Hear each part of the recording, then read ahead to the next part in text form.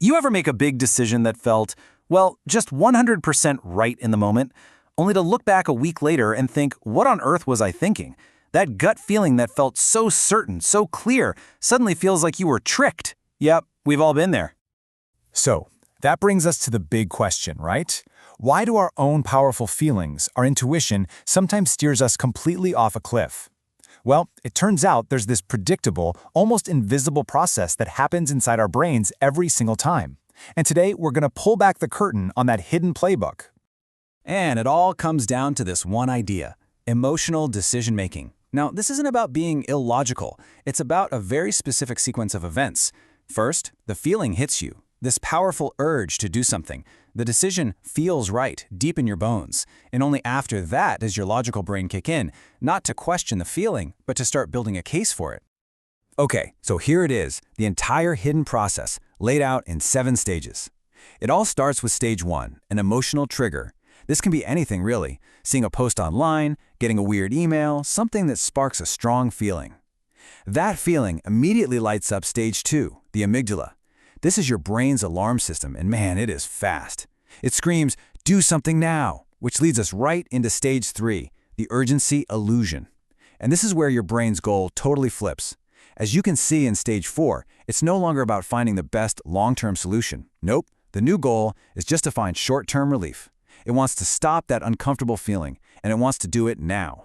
This is where stage 5, cognitive bias, comes roaring in. Your brain stops being a neutral detective and becomes a hired gun, looking for any piece of evidence to justify the feeling. As soon as it finds a reason, any reason at all, you hit stage 6, the decision is made. And it feels so good, so justified, because your brain has just presented you with a perfect, airtight case. The final stage, number 7, is post-decision rationalization. This is where you double down, defending that choice to yourself and to others, just to protect that feeling of being right. So here's the most important thing to get from all this. During an emotional decision, your rational mind is not an impartial judge, calmly weighing all the evidence. No way. It's a high-priced lawyer hired on the spot by your emotions to argue a case for a verdict that has already been decided. And you know what's wild? This process creates these incredibly predictable patterns. You can almost see it happening in real time. When we're driven by fear, what do? We avoid things. We settle for less. When we're hit with a wave of desire, we're suddenly okay overpaying or ignoring giant red flags. Each of these core emotions basically has its own pre-written script for the kind of decision it wants you to make.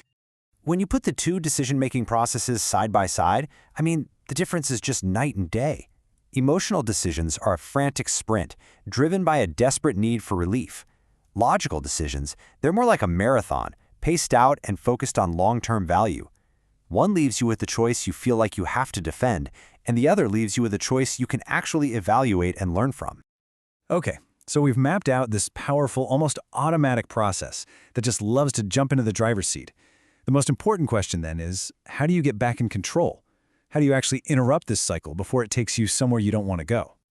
Well, the solution isn't to become some kind of robot and ignore your feelings. It's actually much simpler, much more elegant than that. The entire intervention, the whole secret, it all comes down to asking yourself one single, powerful question. And this is it.